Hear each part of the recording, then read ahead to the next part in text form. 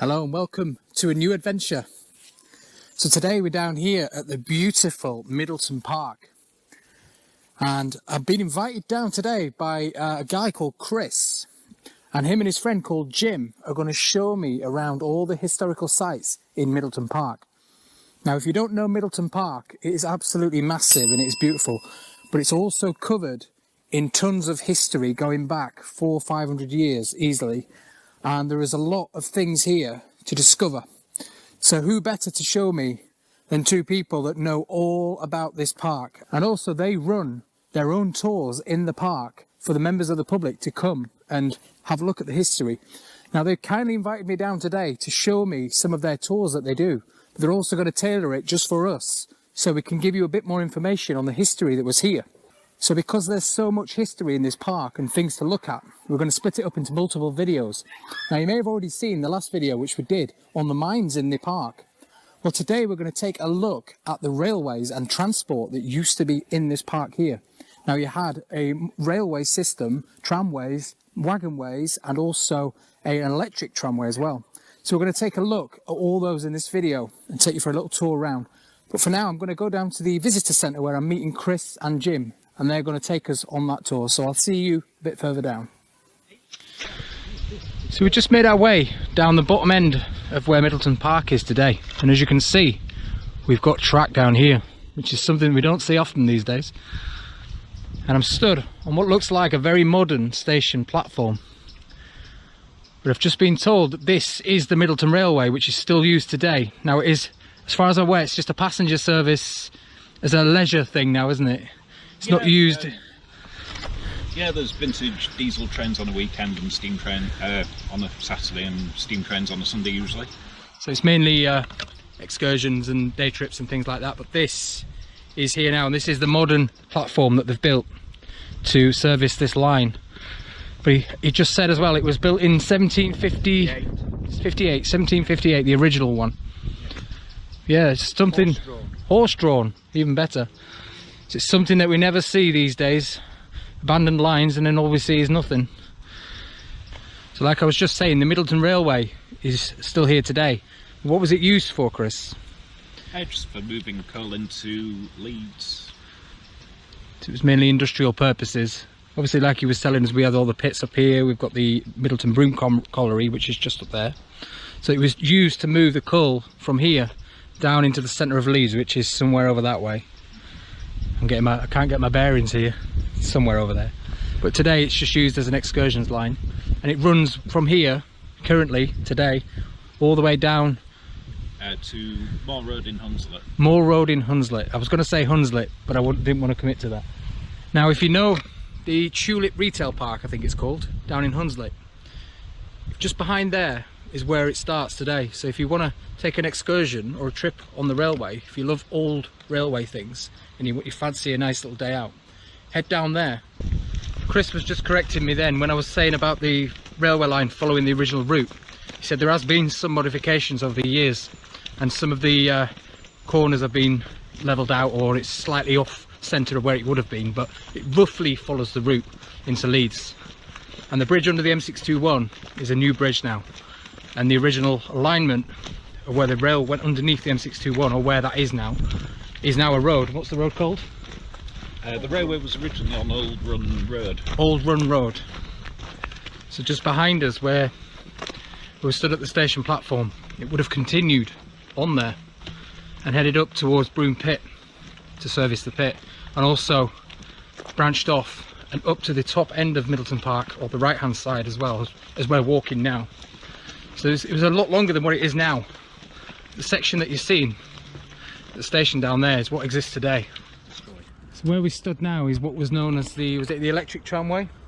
Yeah. The Middleton Electric Tramway. And what was its purpose? It was a tram route to take people from Middleton into Leeds. Middleton was a new suburb at the time, and obviously it was a 3 miles out of Leeds. So modern day modern day tram system that you used to see in the Victorian period. You know, your typical tram systems that run through cities and towns. Is it electric? Yeah. Well, I did say that, didn't I? Electric. It was electric. Overhead lines, yeah. And it ran from up here all the way into Leeds city centre. So it was used as a passenger service basically. to get people around.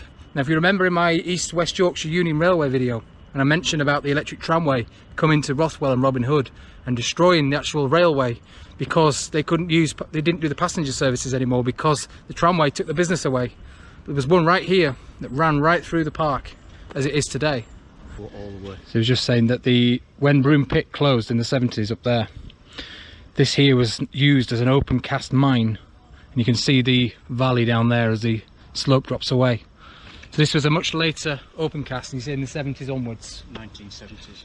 So I don't know if you know the area, but where the John Charles Sports Centre is today, which is the large sports complex just outside Middleton, that's built on the site of the open cast mine as well today.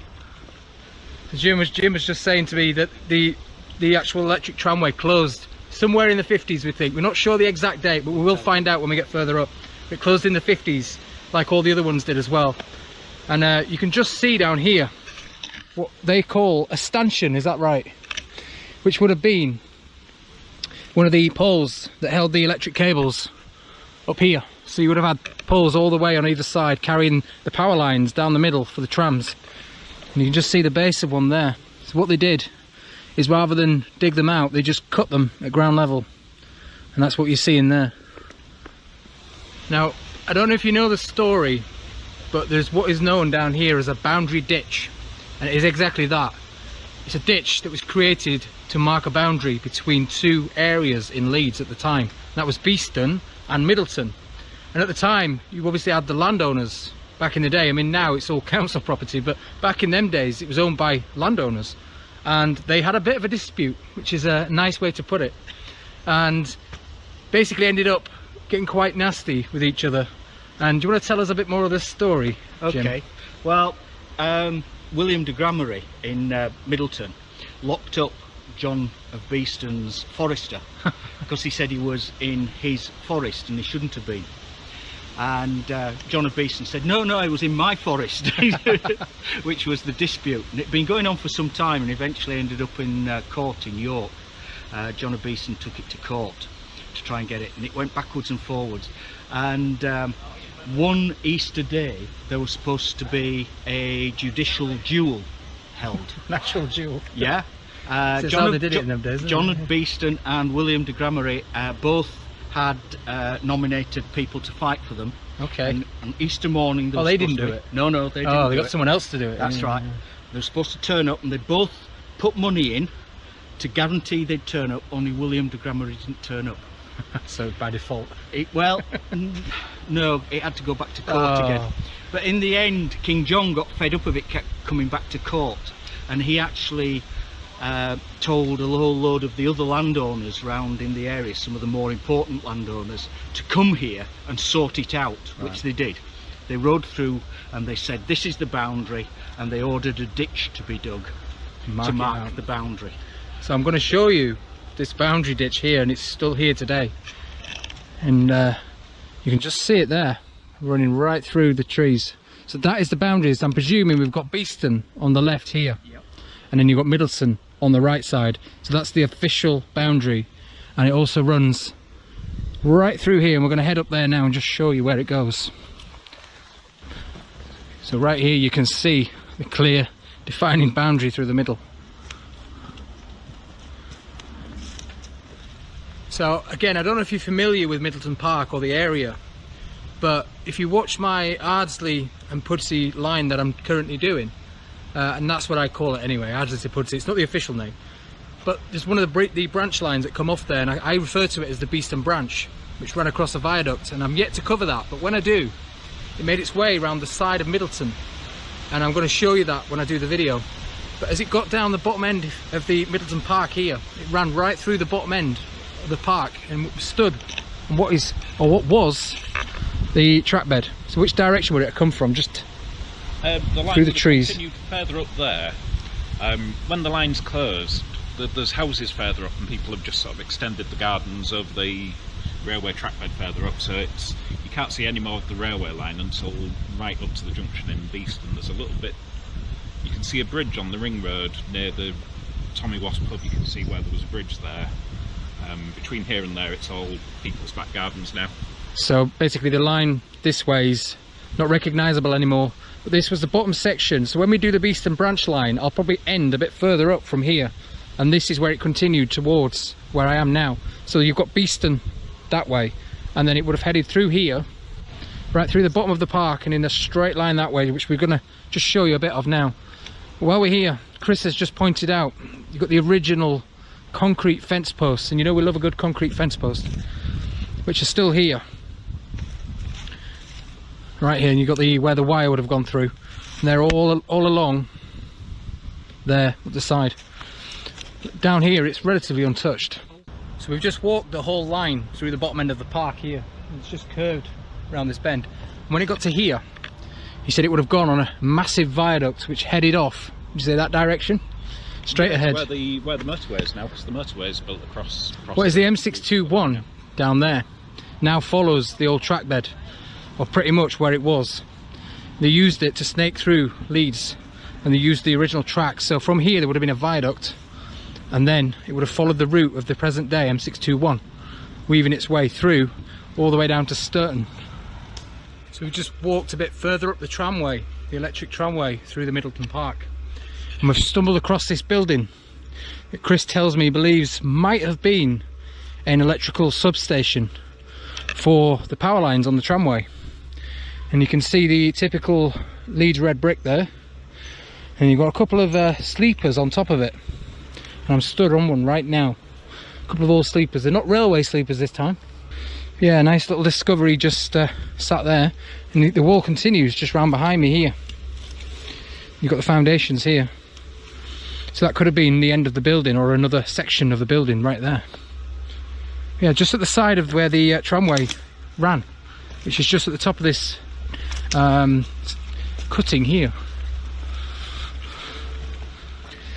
So just walking on the track bed, you can still see the original sleeper there, sat in the ground, and there's a couple piled up at the side over here. So lots of remains to be found on this tramway here. So Kris was just telling me that this used to be a platform for the tramway. So he said it was used as a tram stop, but for the park mainly. And when they had events in the park, and you say an air show, they had a few air shows here, and people would have got off the trams here and headed off into the park. But you can see the concrete down there. It's big chunks of concrete all smashed to pieces in sections all the way up. So this would have been a nice edging. It's just for the side of the tramway here. So when they exited the platform, which was just to my right there, and there was also one on this side we think as well, they would have used these steps here. There's like a nice wooden staircase winding up the hill to get into the park, because obviously this would have been the tramway here, so they wouldn't have walked this way like we are now. Okay, so we've just walked all the way from down there on the old electric tramway track bed here, which runs right up the side of Middleton Park. And while we were walking up, Jim and Kris said to me, "Do you want to see the ice house?" I said, "Now you're talking." So back in the 1760s, there was a giant lodge here called Middleton Lodge. And as we know, with all big buildings or houses or estates back in the day, they all had ice houses, which they used to store underground. They used to store their ice down there, because back in the day we didn't have modern ice machines and things like that.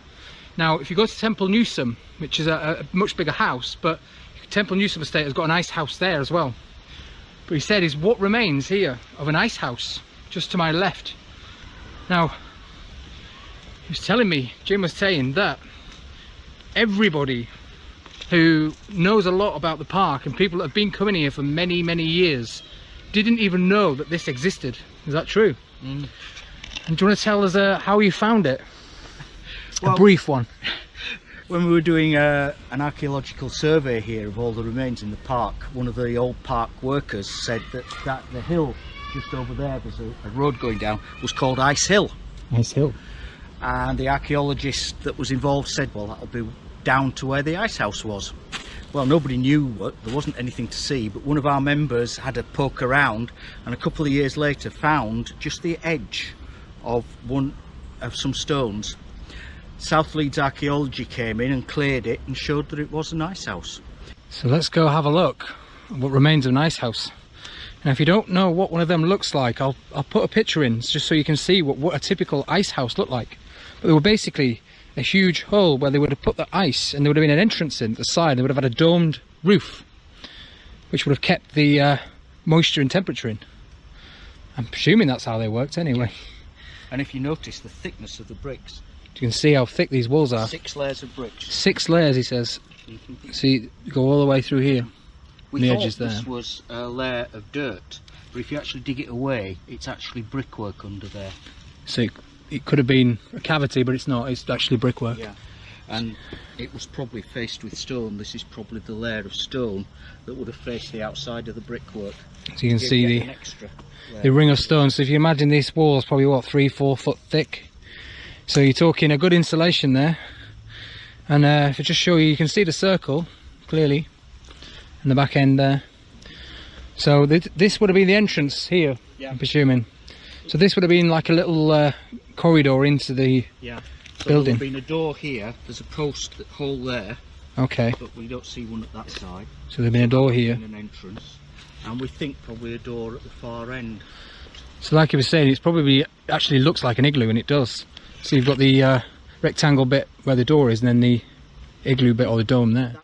So how high or how deep below there? Is that the ground level, or would it have been higher than that? This would have come up to a dome up here. Yeah. And then this would have gone down 20 feet. 20 feet? So. Yeah. What they found is an ice house here, but they didn't actually know it existed until... Right next to the tramway. Right next to the tramway as well, so all them times people went past and didn't even know this was here. That's right. And he said that people have been coming to this park for many years, and people that live around it that know an awful lot about this park, like these guys, they know a lot of the history, and they didn't know that this was here.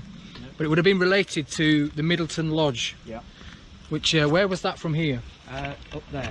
So the Middleton Lodge would have been just up on the hillside up there. About 100, 200 yards that way. 200 yards that way. Right where we stood now is the site of what was Middleton Lodge. Now it was knocked or demolished back in 1991, is that right? And somebody's marked the boundary of the house out in bricks on the floor, although just been told by Jim it's not very accurate. However, it's a rough outline of where the building might have been. You can see it goes all the way back there. So this is what remains of the former rose gardens of the lodge. So you've got the lodge just behind us there. This would have been the lovely manicured gardens in front of it. Okay, well I hope you enjoyed our little tour around Middleton Park and all that it has to offer. And what a great insight we've had. A big massive thank you to Kris and Jim for showing us around all the sites and giving us their knowledge of what they know about this park. And if you're interested, they do run tours around the parks. If you want to find out more, if you visit the Friends of Middleton Park website, you can find more details about the tours that they run in the park. But I hope you enjoyed that, and I'll see you in the next video. Thank you very much. Bye. Bye. Thank you for watching. Please subscribe to the channel for free by clicking the logo here and click subscribe. Like the video, and any comments you have down below. If you would like to support the channel or would like to make a donation, there are links in the description below. And finally, a big thank you to our existing supporters of the channel. See you on the next adventure.